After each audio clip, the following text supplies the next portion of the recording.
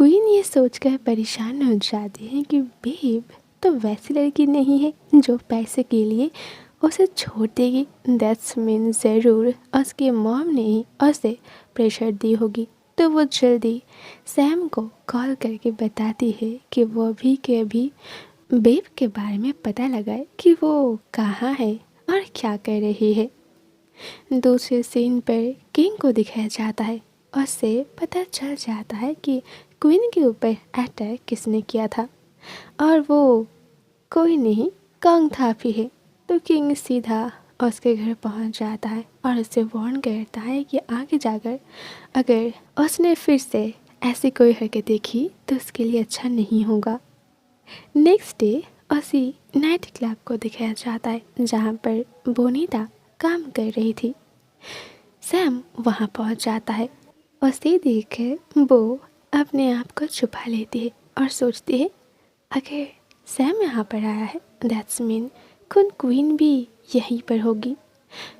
वो सोच रही थी कि वो क्या करे, क्या वो यहाँ से भाग जाए या फिर वो कहीं जाकर छुप जाए। लेकिन अगर वो छुप जाएगी तो क्वीन उसे ज़रूर ढूंढ कर निकालेगी क्योंकि उनके बॉडीगार्ड ने उसे देख लिया है। इसीलिए वो जल्दी से वहाँ से भागने की कोशिश करती है, लेकिन डोर के सामने पहुँचते ही उसके साथ क्वीन की टक्कर हो जाती है। आखिर तुम मुझसे भागना क्यों चाहते हो? इसलिए क्योंकि तुमने मेरे मॉम से पैसे लिए हैं? वो कहती है नहीं, मैं आपसे भागना नहीं चाहती हूँ, पर मैंने आपको यहाँ पर एक्सपेक्ट नहीं की थी। क्वीन कहती है तुम जानते हो कि मैं तुम्हें ढूंढने की कोशिश ज़रूर करूँगी। अब बताओ सच्चाई क्या है?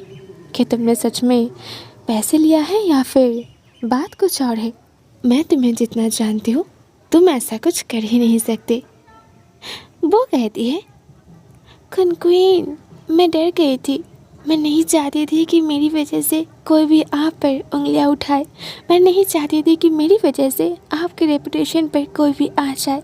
और इसीलिए जब आपके मॉम ने मुझसे बात की तो मैंने उन्हें हाँ कह दिया। पर सच तो ये है कि मैंने उनसे कोई पैसे नहीं लिए थी और ना ही मैं आपकी सक्सेस के रास्ते पर कांटा बनना चाहती हूँ।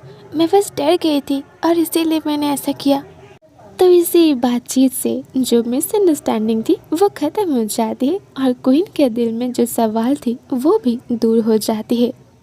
दूसरे सीन पर उसकी अपार्टमेंट दिखाई जाती है। क्वीन उसे कंफर्ट देते हुए कहती है कि तुम्हें अब से डरने की कोई ज़रूरत नहीं है और अगर तुम्हें डर लगे तो ये समझ लेना कि हमेशा मैं तुम्हारे साथ हूँ। पर बोनीता को समझ नहीं आ रही थी कि उसके जैसे एक ऑर्डिनरी लड़की के लिए क्वीन जैसी एक रिच वुमन उसके पीछे क्यों पड़ी हुई है। वो उसे अपनी लाइफ में क्यों रखना चाहती है? कि इसके पीछे कोई रीज़न है? तो वो ये सवाल जब क्वीन से कहती है, क्वीन उसके इस मसला को हल कर देती है और कहती है यस, तुम जानना चाहते हो ना कि मैं क्यों तुम्हारे साथ हूँ, तुम्हारे लाइफ में आना चाहती हूँ। कॉज तुम मेरी एक लिटिल रैबिट हो और जिसे मैं बहुत पसंद करती हूँ और हमेशा उसकी टेक केयर करना चाहती हूँ।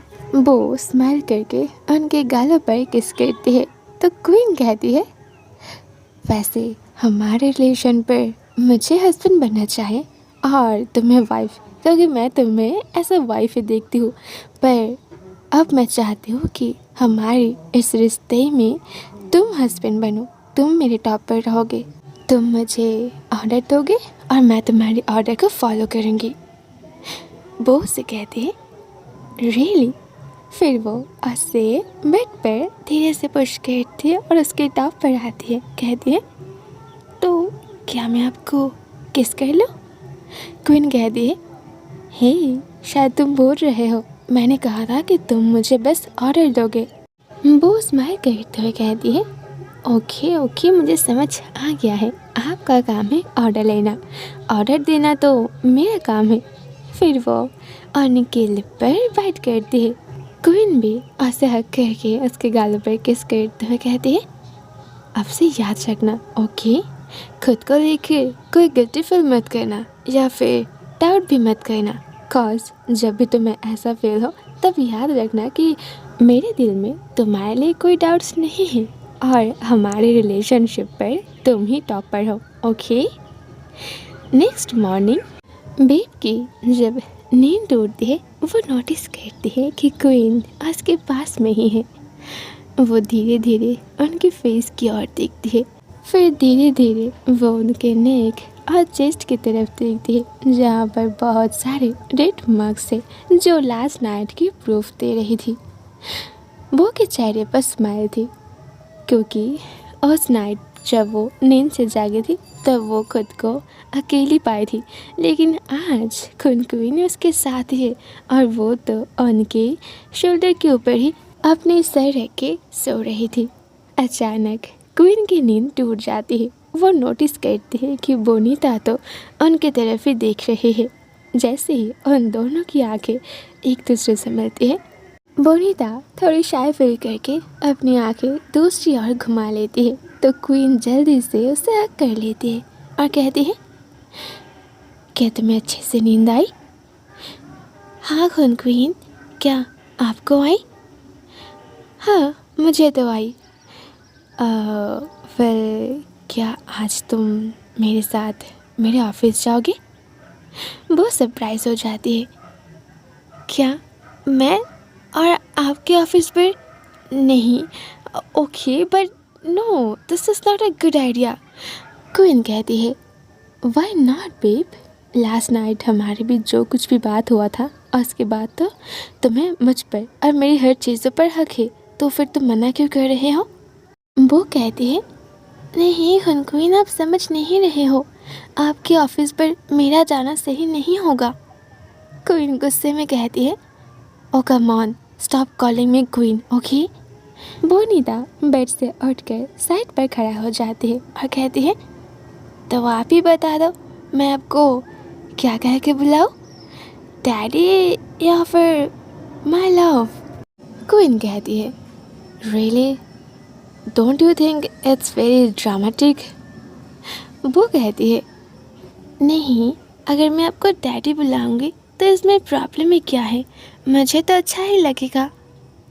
क्वीन अपनी दोनों हैंड को ग्रैब करके कहती है, okay, whatever you want to say just say, okay, but today तुम मेरे साथ ऑफिस आ रहे हो, दैट्स फाइनल। अब जाओ, जाकर फ्रेश हो जाओ